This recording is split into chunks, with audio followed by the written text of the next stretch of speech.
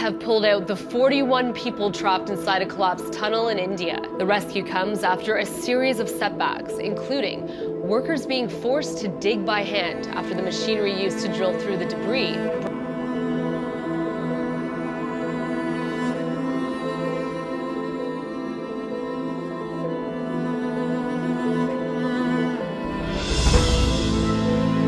नमस्कार, आप देख रहे हैं एबीसी न्यूज और मैं हूं आपके साथ फैजल हाशमी। 12 नवंबर की सुबह 5:30 बजे उत्तर काशी में सिलकियारा से बड़कोट के बीच बन रही निर्माणाधीन सुरंग में अचानक ही धंसाव हो गया था। ये घटना सुरंग के सिलकियारा वाले हिस्से में 60 मीटर की दूरी में हुई थी, जिसका कारण मलबे के गिरने को बताया गया। इस घटना के होने की वजह से 41 मजदूर सुरंग के अंदर ही फंस गए थे, जिनसे वॉकी टॉकी के माध्यम से काफी दिनों तक संचार स्थापित किया गया। साथ ही उन लोगों को निकालने के लिए 5 अलग अलग योजनाओं पर काम भी किया गया। आपको बता दें कि ऐसा पहली बार नहीं हुआ है जब पहाड़ों में कोई सुरंग धंसने की घटना देखने को मिली है। इससे पहले भी कई बार सुरंगों के धंसने की घटनाएं अक्सर देखने को मिली हैं। आइए आज की हमारी इस खास पेशकश में हम जानने की कोशिश करते हैं सुरंगों से जुड़ी काफी सारी घटनाओं और उनके होने के कारणों के बारे में। क्यों होती है पहाड़ों पर सुरंग त्रासदी? काफी सारे वैज्ञानिक और विशेषज्ञ सिलकियारा सुरंग में भूस्खलन वाले स्थल का जायजा ले चुके हैं और उन्होंने ये पाया है कि जितना मलबा हटाया जाता है उतना ही मलबा पहाड़ों से खिसकता रहता है। इसके अलावा विशेषज्ञों ने इस बात की आशंका भी व्यक्त की है कि भूस्खलन वाले स्थल पर पहाड़ों में पानी का रिचार्ज जोन मौजूद है, जो कि एक ऐसा जोन होता है जहां पानी एकत्रित होता है और ये प्रक्रिया प्राकृतिक रूप से संचालित होती रहती है। विशेषज्ञों के बीच इस तरह की चर्चा भी है कि सुरंग की पहाड़ी के रिचार्ज जोन की चट्टानें पानी के प्रभाव के कारण बुरी तरह से गल चुकी हैं और यही कारण है कि इस क्षेत्र में पहाड़ का भाग भूस्खलन के रूप में ढहने लगा है। इसके साथ ही आपको बता दें कि उत्तराखंड में हुई ये सुरंग त्रासदी भारत में हुई कोई पहली त्रासदी नहीं थी। इससे पहले हिमाचल प्रदेश में भी साल 2015 में कुछ ऐसा ही हादसा देखने को मिला था। हिमाचल प्रदेश के जिला बिलासपुर में 4 लेन निर्माण के दौरान टनल में मलबे के गिरने की वजह से 3 मजदूर उसमें फंस गए थे, जिन्हें फिर टनल से बाहर निकालने के लिए एक बड़ा रेस्क्यू ऑपरेशन किया गया था। ये रेस्क्यू ऑपरेशन 9 दिन तक चला था।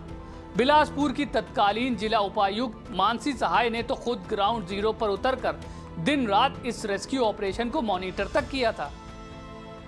मानसी ने मीडिया से बातचीत के दौरान ये बताया था कि शुरुआती दिनों में ये पता लगाना मुश्किल था कि टनल में कितने मजदूर फंसे हुए हैं। करीब 3 दिन बाद ये पता लग पाया था कि टनल में असल में 3 मजदूर फंसे हुए हैं। इसके साथ ही मानसी ने यह भी बताया था कि कई लोग ऐसे भी थे जो उनका विरोध करने आए थे, लेकिन उन्होंने सभी विरोधियों को यह समझा दिया था कि वो लोग अगर विरोध करने के बजाय रेस्क्यू ऑपरेशन में उनका साथ देते हैं तो उनका काम करना आसान हो जाएगा। उन्होंने कहा था कि टनल में फंसे मजदूरों को निकालने के लिए 9 दिन का समय लग गया था, लेकिन इस दौरान उनके पास तकनीक के साथ साथ मौके पर बहुत सारी और भी चीजें मौजूद थी। साथ ही टनल पर हॉरिजॉन्टल के साथ साथ वर्टिकल ऑर्डर में खुदाई भी की गई थी। हमने टेम्परेरी स्ट्रक्चर था, एक शेड था, टिन का शेड, वहाँ से हम लोग काम कर रहे थे। पूरा जिला लिटरली वहाँ से ही चला रहे थे, क्योंकि अगर वहाँ से मुझे पता था अगर मैं वहाँ से हिलूँ तो यहाँ का फोकस जो है वो ख़राब हो जाएगा और समय बहुत ज़रूरी है, बारिशें हो रही हैं। तो इस तरह से हमने ये ऑपरेशन 9वें दिन फाइनली एनडीआरएफ के लिए वो पैसेज क्लियर हुआ। वो लोग फिर हमने उनके लिए जब वो रास्ता क्लियर किया, फिर वो लोग, उनके जो जवान बहादुर है, वो नीचे गए, 50 मीटर नीचे उस टनल के अंदर गए और एक एक करके उनको लाए।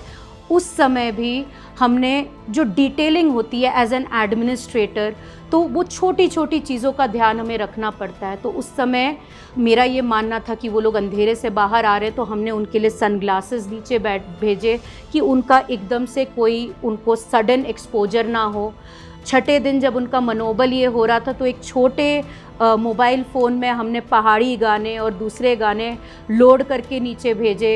कुछ भजन भी भेजे कि भाई वो लोग अपना मनोबल मेंटेन रखें। इंटरेस्टिंगली उन मज़दूरों ने बोला प्लीज़ हमें बॉलीवुड सॉन्ग्स भेजो कुछ, फिर हमने वो वापस ऊपर लेकर फिर हमने भिजवाया। तो हमारी जो साइकोलॉजिस्ट थी वो भी उनसे बात करते जा रही थी, डेली लॉग रख रही थी। हमने उस इंसिडेंट का काफ़ी डॉक्यूमेंटेशन भी हमने किया ताकि आगे कभी ऐसी घटना देश में हो तो हम लोग उसको प्रोवाइड कर सकें। तो ये सारी चीज़ों को देखते हुए 9वें दिन जब वो 2 मज़दूर बाहर आए तो उनका पूरा हेल्थ टीम ने चेकअप किया, उनके वाइटल स्टैट्स वर इन। आपको बता दें कि मानसी सहाय को जब उत्तरकाशी टनल हादसे के बारे में पता चला तब उन्होंने उत्तराखंड के मुख्यमंत्री पुष्कर सिंह धामी से फोन पर बात की। मानसी ने उनसे बात करने के दौरान 2015 के बिलासपुर हादसे के अनुभव और तकनीकी पहलू भी साझा किए। साथ ही सीएम धामी को ये विकल्प भी दिया कि वो समय जाया ना करते हुए टनल की वर्टिकल ऑर्डर में खुदाई करवाएं।